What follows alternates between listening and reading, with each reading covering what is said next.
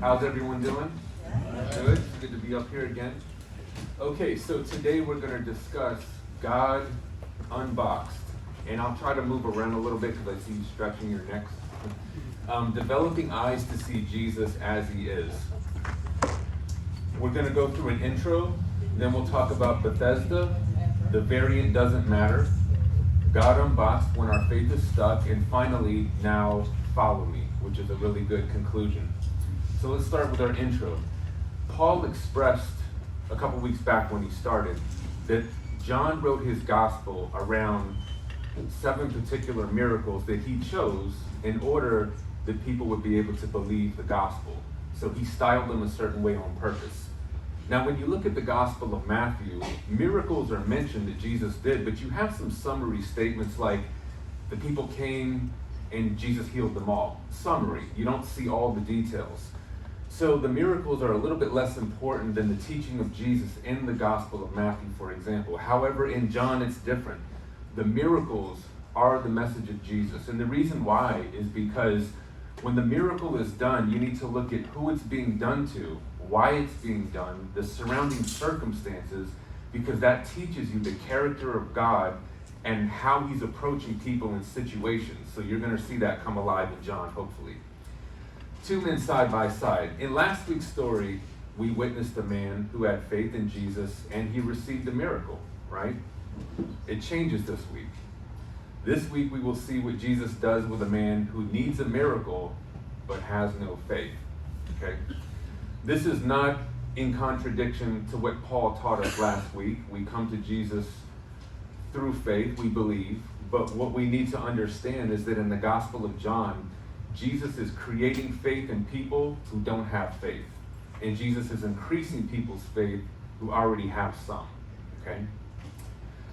The scripture is John 5, 1 through 18, and we'll cover most of it. There may be a splitting of the sermon, and we'll come back another date and do the rest of it. That's possible. We're still working on that. But we got to deal with this idea of Jack in the Box. Not the place where you eat, but something a little different. This is a Jack in the Box from the 60s. My sister and I, I was born in 77. We both had this toy. And it's a horrible toy for kids. I don't know if anybody knows that. Parents always love to introduce the kid to that the first time, right?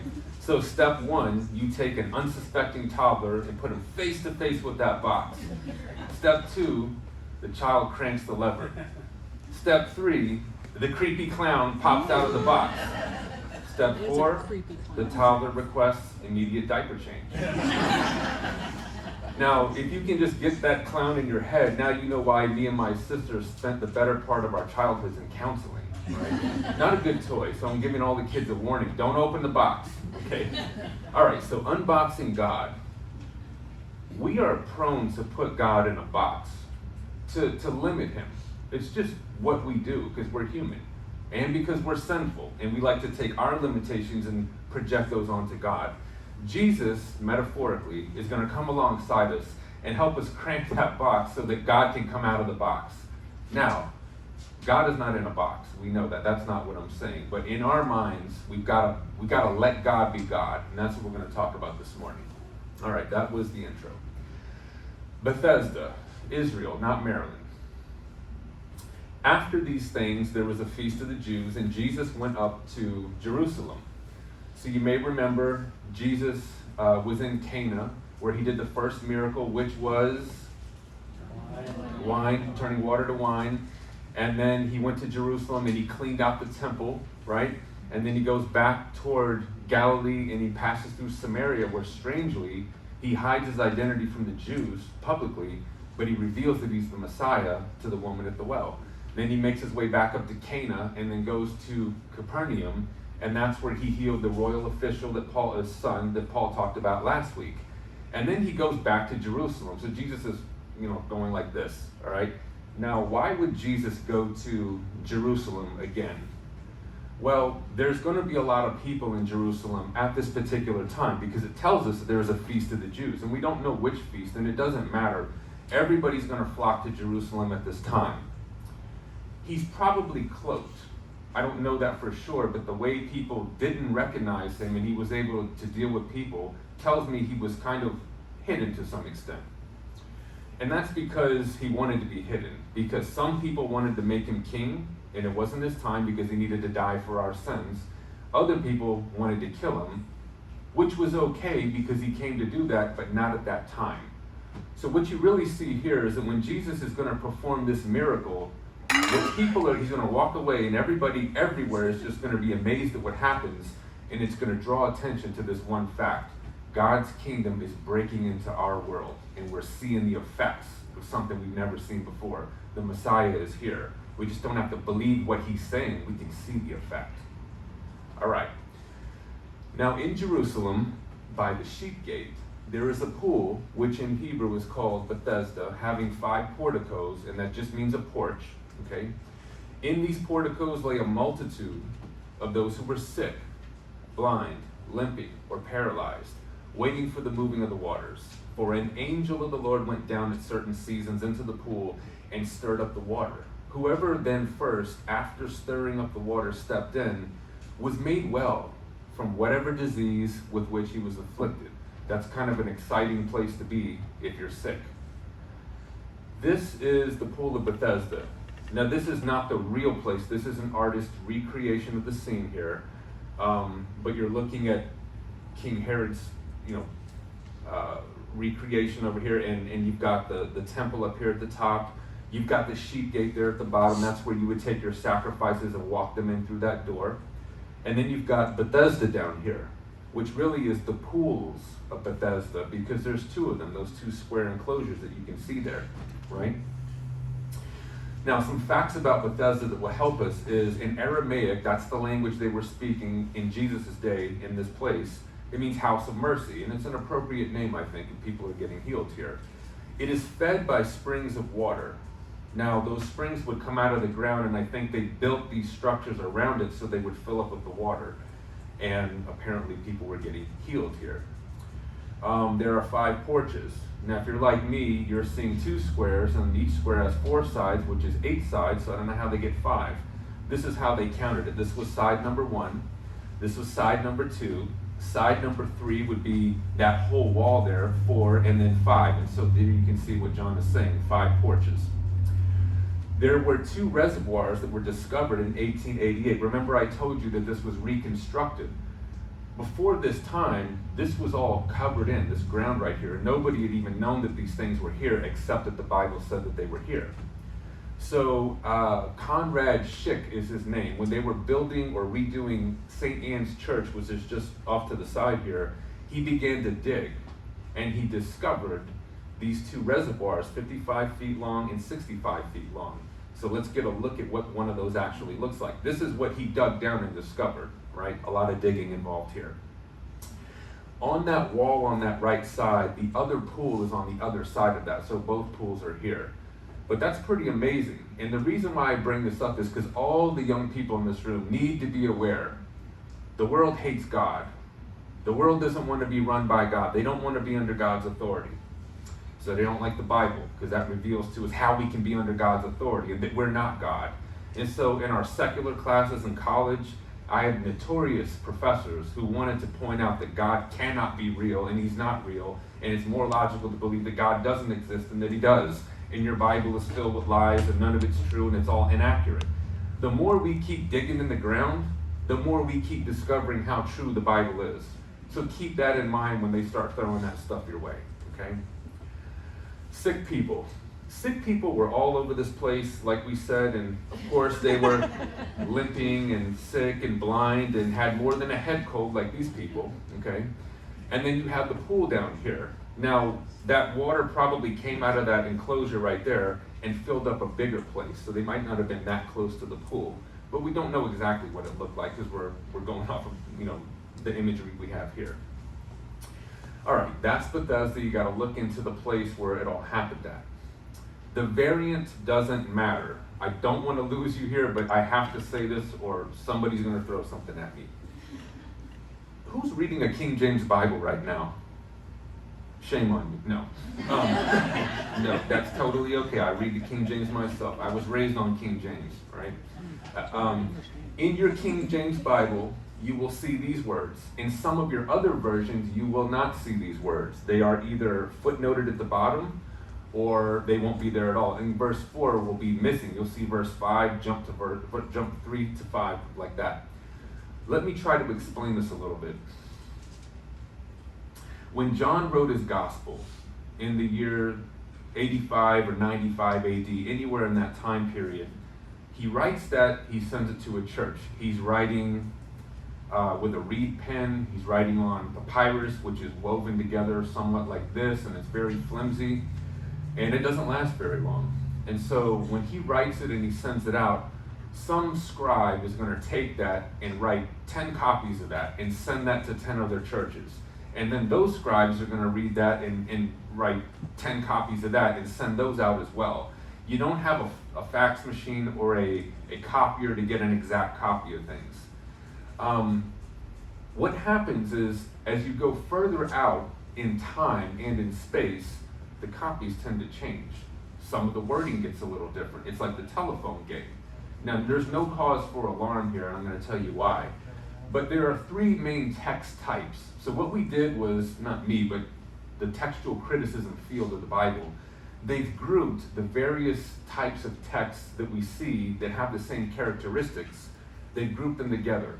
So in Alexandria, Egypt, which is very close to Israel, in our most earliest copies, closest to the time when John wrote, right? Those are called the Alexandrian text type. And then you've got the Western text type a little further out. And then the King James Bible is based on the Byzantine text type, which is way up in the north, further away, and the earliest complete copies are somewhere, I think, around the 700s. But the earliest complete copies that we have of the Alexandrian text type, I believe, are more around the 200s. So scholars favor that what was written earlier and closer to Israel is more reliable to what John was saying than stuff that had been around much longer and is further out. And it makes sense. You can decide for yourself whether this text in red was part of John's original writing or not. That's something we all have to come to based on our own faith. What I want to show you is that scribes often would add to the text and not take away. They would write things in to clarify. So if you don't live anywhere in this vicinity, you don't know what Bethesda is, and they're writing in there to say, well, here's why they did this, here's what happened. And so that's probably how this got into the text.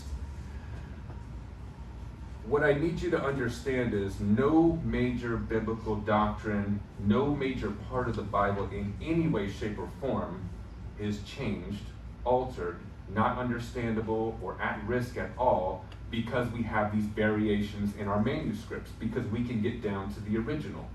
The Trinity is intact. Jesus dying for our sins is intact. The final judgment is intact. Everything that we have in our Gospels is intact. There are minor places here that we have to say, is it this or is it not? Now, we're about to preach this right here, so we need to know, should I be telling you this as truth, or should I just be saying, kind of just take it loosely? What I'm going to tell you is that it doesn't matter in this story for what we need to communicate about this man. Read on down with me. Now a man was there who had been ill for 38 years. Jesus, upon seeing this man lying there and knowing that he'd already been in that condition for a long time, said to him, do you want to get well? The sick man answered, Sir, I have no man to put me into the pool when the water is stirred up. But while I'm coming, another steps down before me.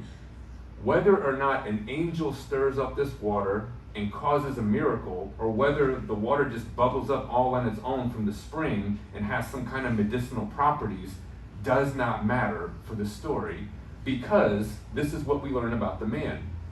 He knows in his mind he must get into the water, and he knows he must get into the water first. Whether it's the medicinal properties or the angel, it doesn't matter. You see, the man thinks he has to be waiting here to get his miracle by being in the water and in the water first. Makes sense so far? Okay. You're probably not going to tell me that it doesn't now, but that's okay. All right. So the variant doesn't matter. We're good. This is where we're going to spend most of our time, and this is where it's going to get personal. I don't normally preach like I'm going to preach today. There's a meta-narrative, there's a larger structure to this story about what Jesus does, why he does it with this person, and how it leads into a larger conversation. I'm going to leave all of that out. I normally don't do that. We're going to focus on the man, because the man is ground level. The man is like you or I going through everyday life, trying to get by, and Jesus is going to reach this man where he's at. And I think that we'll have some appreciation for that this morning. Now there was a man who had been ill for 38 years. I want you to think about that. He cannot walk. 38 years, all right? How old is Jesus about this time? 30-ish, right? Okay. And how old is this man? He's at least 38. You're going to see later on, it seems to be that his sin has caused this condition, okay? Which means for him to kind of develop either some kind of sinful habit or behavior, he was probably 15, 20, 25 years old. The man may be in his 60s, but he's at least 38 years old. So let's just go with that. Much older than 38. This man had been sick longer than Jesus had been alive on the earth. That's a lot to take in. Think about that. Think about how sick you are for that much time. When Jesus was just being born, this man had already been sick at least 8 years. That's a long time to be sick already, okay? I want you to picture Jesus growing up, and this is just me speculating, trying to tease it out a little bit. But I can see Jesus. Remember, there's 3 main festivals in Jerusalem every year, so the family would have gone down 3 times a year. That's 80 to 90 times that Jesus would have gone down to Jerusalem in his 30 years. He would have been around this area. He may have been 15 years old, playing around with the other guys, and looked off to the side and saw these porticos and these sick folks, and been drawn to these people who have these needs a little more than he wanted to play with his friends. And he might have seen this guy there and said, Father, one day we're going to heal that guy, but not yet. And I'm just captivated by that idea that this man had been sick the entire life of Jesus on earth, and Jesus had waited till this time to deal with this person. Jesus, upon seeing this man laying there and knowing that he'd already been in that condition for a long time, he said to him, do you want to get well? I don't know how that question strikes you. How would you feel if a stranger seeing you in this condition asked you this question? Do you want to get well? It's kind of almost an insult, right? What are the possible answers? Yes, I want to get well. No, I don't want to get well. Maybe I want to get well. Or what do you think? Some cynical tone to it, right? And that would kind of make sense, right? But he's asking a direct question. The sick man answered him. Listen to his response. Sir, I have no one to put me in the pool when the water is stirred up. But while I am coming, another steps down before me. What does 38 years of sickness do to a person? That's what we're going to explore. What does 38 years of a sickness do to a person? I like what Professor Gangle said. He said, we tend to think that time produces hopelessness, and by that he means if you're in a bad situation, the longer you're in that situation, it starts to see like this is your new normal, like this is how it's just going to be. And you start to adjust your life according to this new normal. You start to support this thing. You start to believe that this is the way it is. And you become hopeless that it will not get better. And that's kind of a normal human response, I think. That's been my response to certain things. Over time, this man's faith has been shaped by his circumstances. You got to think about what Jesus is asking and how he responds to Jesus' question. This is a question of desire. Jesus is not just saying, do you want to get well? What Jesus is saying is, what do you desire? What do you desire? And the man is essentially saying, it doesn't matter what I desire, because I can't have what I desire. I can't get to the place where the healing takes place. So there's a problem here. He's telling Jesus, I'm helpless and I'm alone. I cannot get to the water and no one's here to help me.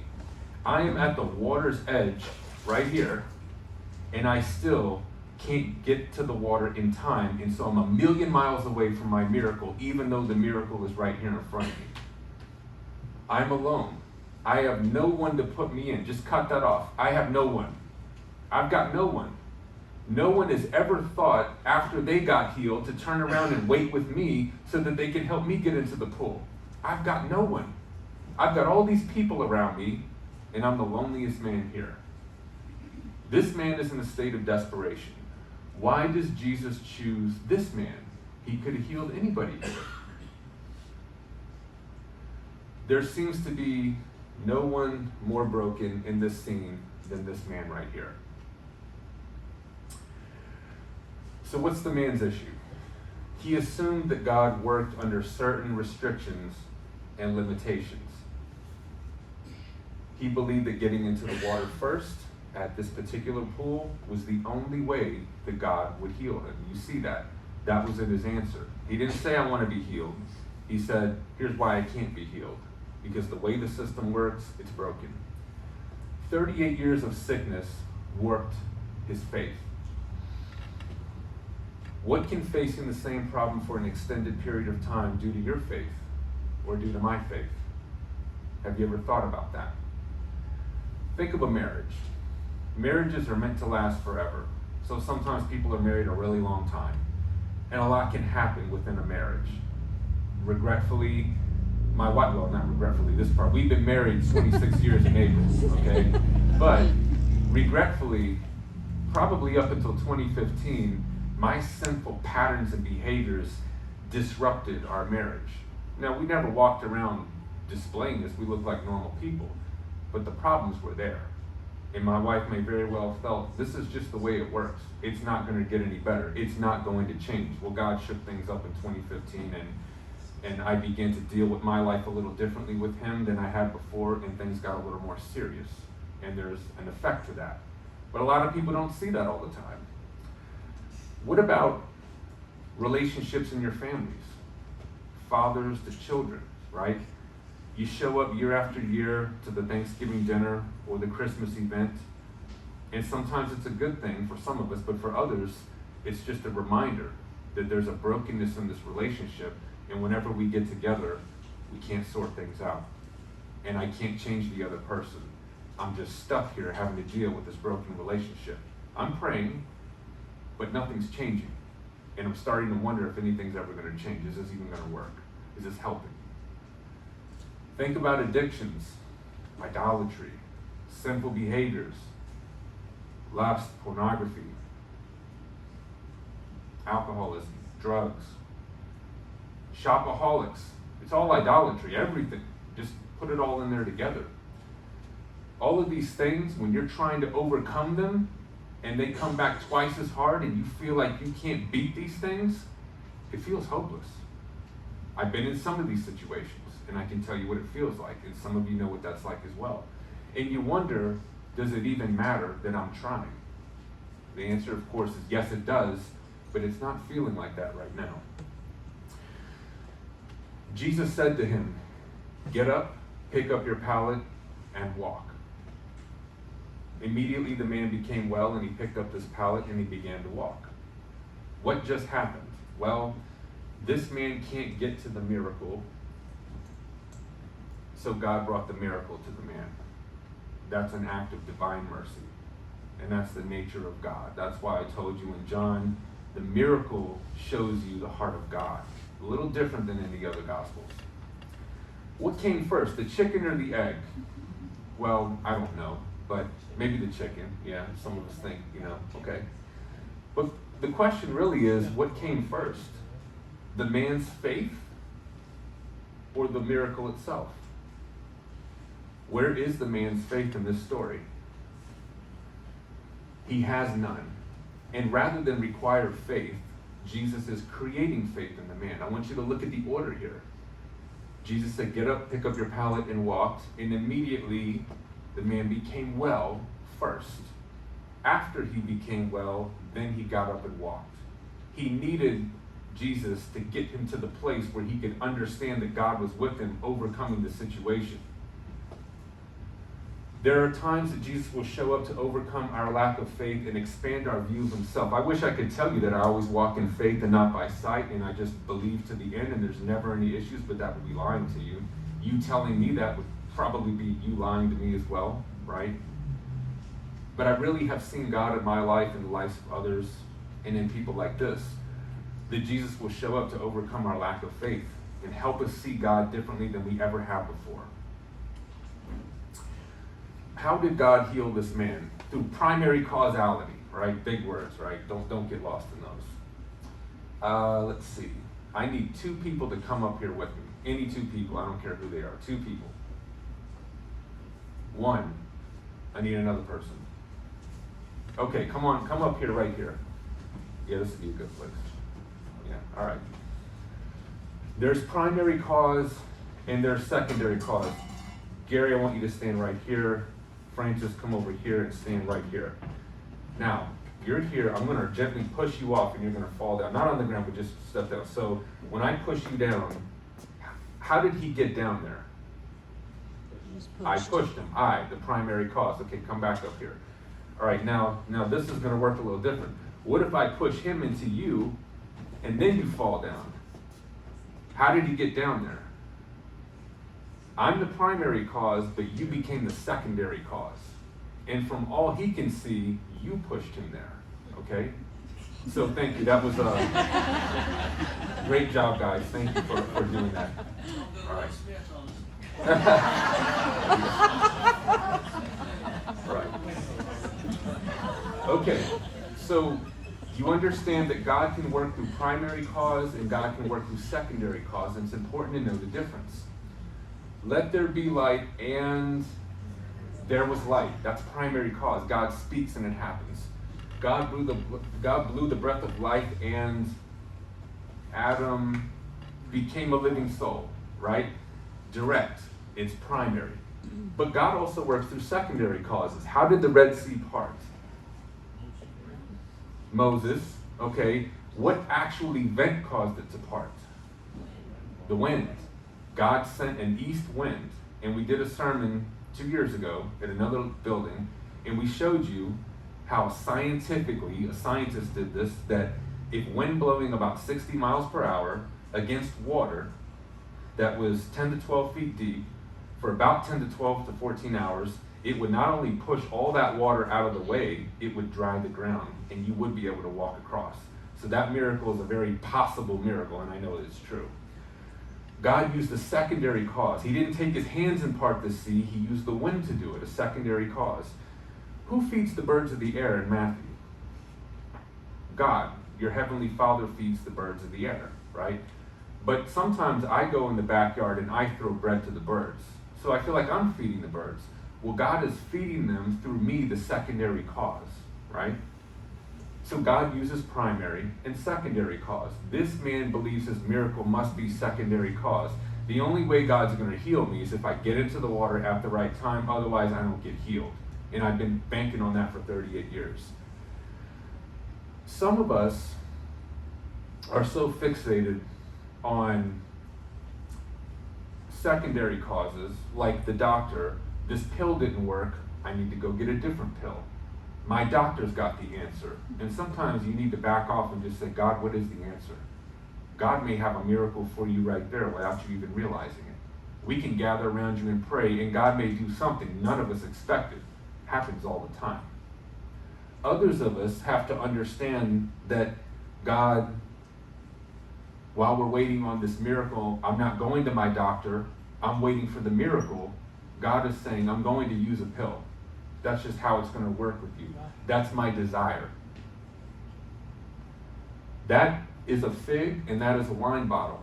When Hezekiah was sick and when God healed him, God had him make an ointment. Isaiah told him, make an ointment out of figs and put that on the boil, and that's how he got his healing. When Timothy had problems with his stomach, God had Paul tell him, take a little wine for your stomach's sake. Because the bacteria in the water is affecting you, that wine has medicinal properties. It'll help you with that. He didn't get a miracle, he got a secondary cause because that's what God was choosing to do in those situations.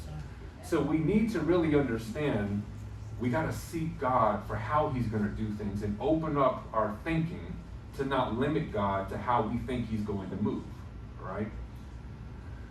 The good news, and I got this from June Hunt, Where you are now is not where you'll always be.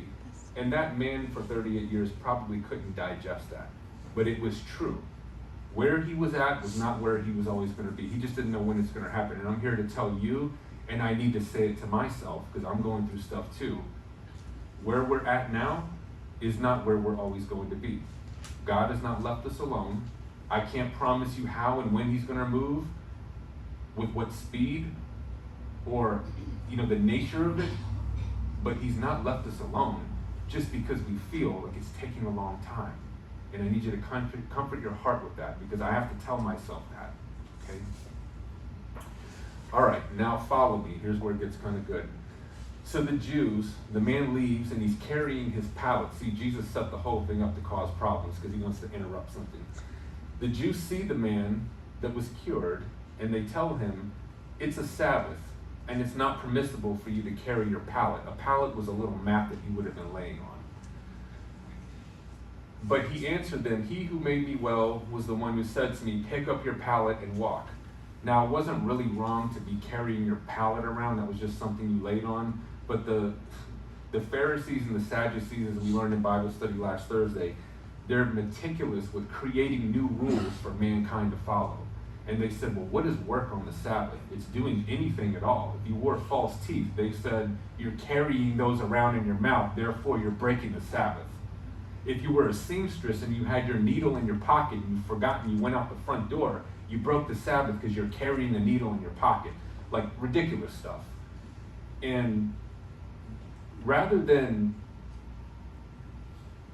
addressing the man for what Jesus did, listen to what they say. Who's the man that said to you, pick it up and walk? They're not saying, you got healed? How does it feel? That's great. We're happy for you. Show us where the man is who did this to you. That's not their approach. Who's the man that said this to you?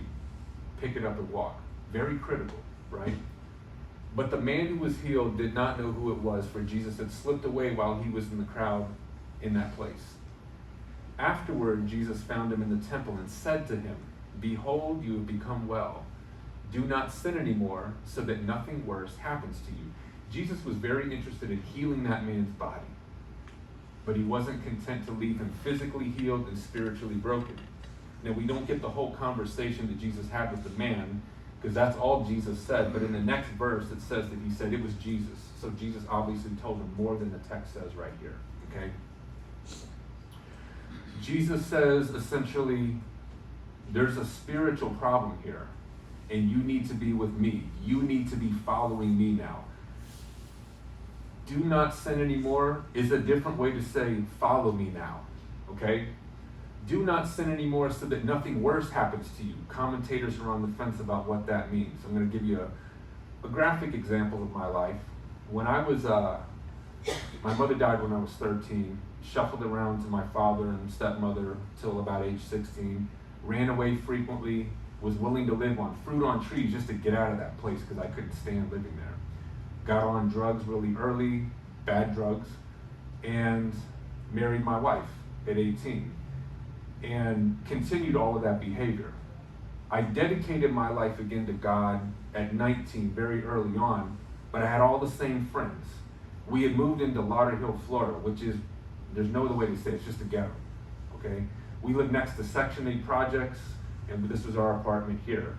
My best friend was a man named Jason, a guy named Jason, and he lived in his own project neighborhood. And whenever I would go in there, it was a known drug haven, just bad stuff.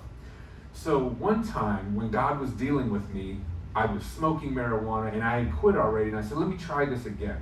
And I got an asthma attack, and I realized God is saying, this isn't part of your life anymore. Go and sin no more. About a month passed and me and Jason got together at his apartment, and we had this stupid idea that we're going to go sell drugs and make a lot of money. So I went down and I bought what I bought, and we packaged it up for sale. We went to Sutton Park Apartments, another place with its own group. And that night, we sold drugs to whoever we could find.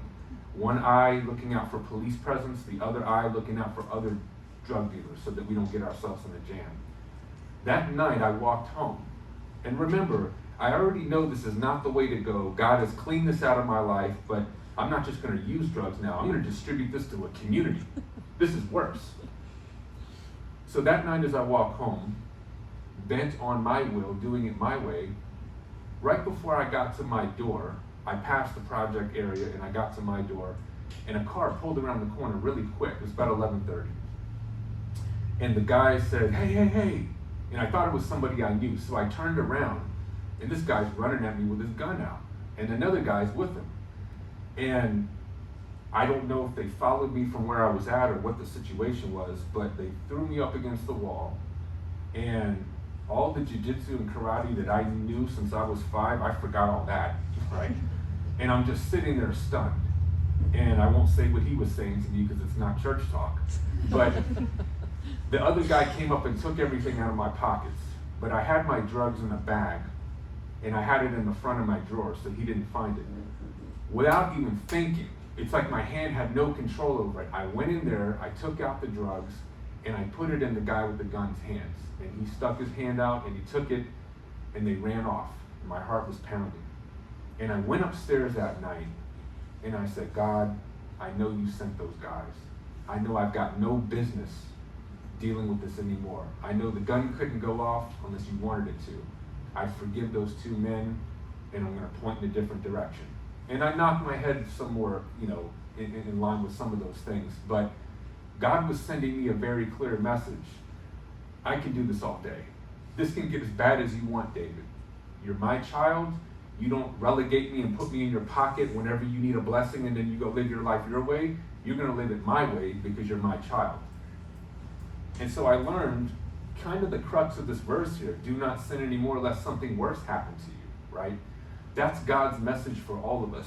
Not to live in our idolatries, but to seek him, to continually rise above all these things, okay?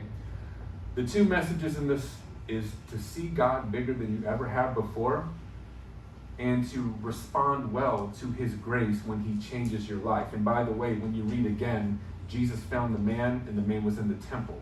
Remember the Anawim from times past? The man was where he was supposed to be. He was seeking God. He got the message, okay? And I want to keep getting the right message, and you want to get the right message as well. We're done. Questions for us. Have you been limiting Jesus' abilities to reach you where you're at in the current situations in life that you face? That'll take some alone time, a piece of paper, writing it down, thinking through, in any age you can do this. It doesn't matter. None of us have arrived. 2, how can reflecting on the many different ways God has helped others in the Bible and you in your own life renew your hope in how he can help your current situation? That requires Bible reading. That requires critical thinking about God has dealt with people in the Bible, okay? 3, when Jesus solves a problem in your life in a very profound way, does your commitment and love for him increase, or does it stay the same? And why? Seems like when he does something profound, we ought to have some kind of a response to that. Something should change. I'm not saying you need to put more money in the plate when they pass the plate. I'm saying something significant about my commitment level to him should change, right? That's the sermon. Paul, come on up here, and we'll close it out in prayer.